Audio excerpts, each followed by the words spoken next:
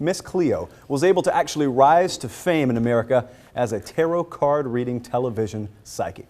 Here at FNDS, Tochi is one of our most valuable behind-the-scenes people. She could actually cut my mic off at any point. Where's Tochi from, Mr. Rivers?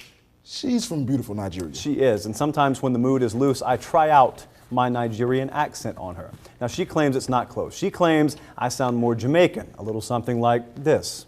What's all this arguing going on that I see by the Five of Wands? I'm looking at 5 people. Well, we're just grateful that now you aren't throwing things anymore. You got through that through your 20s, didn't you? I get to see that. Find out what I see for you. Call me now for a free tarot reading. Yeah, Miss Cleo. The problem with Miss Cleo and basically every other psychic out there is they deal in the obvious. I call Miss Cleo. I say, Miss Cleo, who'll win the Auburn-LSU game this year? And she'll say, I guarantee you it'll be the Tigers. The one question, I wrote it down right here, is how strong is your weakest unit?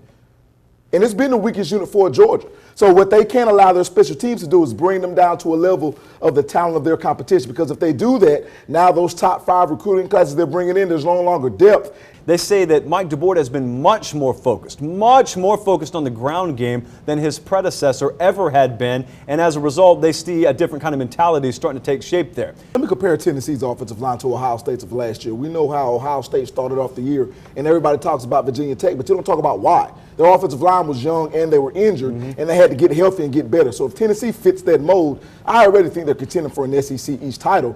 And I thought Auburn may have some trouble finding 5 high-caliber SEC starters on that offensive line. I don't think that anymore. Some people out there are picking Missouri to win the SEC East. Ask them why, and they don't tell you anything about this year's team. They just say, well, they've won it the last 2 years. You know, Missouri seems to always be there. Well, let me tell you a little something about Missouri. Missouri has really had a beneficial path to that SEC championship game the last 2 years. Man. They've beaten a grand total of 2 SEC teams over the past 2 years with winning records in conference. Furthermore, they've won on a staple of dominant defensive line play. They lost who would have been their best defensive lineman this year in Harold Brantley back in the spring. And then they've also had really underrated, I think, wide receiver play. Not this year. They come into 2015 with a grand total of 10 catches total in the wide receiver corps. That's not for one player. 10 catches total in the wide receiver corps. And if that's not bad enough, Missouri has encountered a rash of injuries at what position? The wide receiver position all throughout spring. If you're looking for other teams to move up, you got to have one team that falls down 4 or 5 notches. Missouri could be that team in the SEC. I don't have confidence in Missouri's wide receiving corps because I don't have confidence in Matty Mock.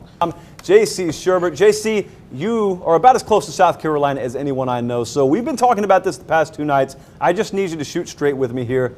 How good is this defense going to be? And if you think they're going to be much improved, why do you think that? Well, I had a chance to watch the Gamecock scrimmage last Saturday, and I tell you, you have to be careful when you're watching a scrimmage in terms of like looking at the defense, saying they stopped the offense this many times, et cetera. Throw all that out the window.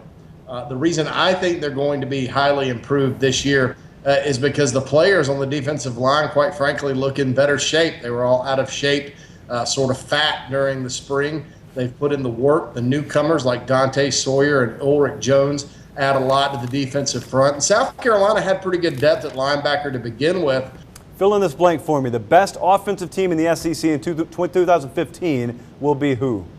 The Auburn Tigers, I think. I think Gus Malzahn has a great system. They're loaded at running back. I think Duke Williams will get his situation straightened out. Still, Jeremy Johnson can throw the football, and they do have other receivers on the team. I think that they will be a better offense this year than last. Fill in this blank for me. The best offensive team in the SEC in 2015 will be who? The Auburn Tigers, I think. I think Gus Malzahn has a great system. They're loaded at running back. I think Duke Williams will get his situation straightened out. Still, Jeremy Johnson can throw the football, and they do have other receivers on the team. I think that they will be a better offense this year than last with Jeremy Johnson instead of Nick Marshall. And they're going to be a real problem matchup considering their depth at running back and the talent they have at the skill positions, along with the offensive line, which I don't think gets enough credit at Auburn. I think they will have the best offense in the league. The best defensive team in the SEC this year is who? I would have to say the Alabama Crimson Tide. They have the best front seven probably in college football from a talent standpoint. I keep hearing great things out of Tuscaloosa about guys like Tony Brown in the secondary.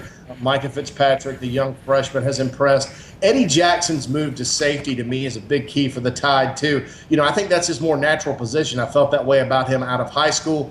I think he's going to do big things, give them more athleticism on the back end. And when you put all that together, that's going to be a pretty good defense in Tuscaloosa. And it should be. It should be, because it's the most talented unit on that side of the ball in the country. What's the latest you're hearing on Ricky Town? Well, if you're Arkansas, I understand why you're interested in Ricky Town. He's an excellent game manager, or proved to be that on the high school level. If you're Florida, I think in some ways it can make a bad quarterback situation worse by having him there, because it may prevent you from signing somebody that's better. And let's face it, Ricky Town was completely overrated. He wasn't even the best quarterback that USC signed in this class. Sam Darnold ended up being. That's why he left. I think there's some issues there that could be solved with him getting further away from home, if you know what I mean. But if I'm the Florida Gators, I'm going to turn away and run. I mean, I know they got a bad situation down there, but I don't know that I wouldn't go solve that through recruiting rather than having a transfer come in that may or may not make your situation improve. Arkansas is a different story, though. I think that he could be a fit there. What Victoria Beckham was to the Spice Girls, he is to 247 Sports. J.C. Shurburtt, check out his work, 247sports.com. J.C., take care as always. We'll see you next week. See you guys. And then you hear J.C.'s take, and that's one you're not going to hear very many places of, do you really want that? Could it actually make a situation where you could get a better kid down the road worse because he's scared away by, well, you already got a guy there. You just brought in a transfer. I'm not going to start there. That's an interesting take. That's one I have not heard, haven't even thought about it like that. Well, that's why every head coach and every coaching staff does their own due diligence. Nobody's due diligence is the same.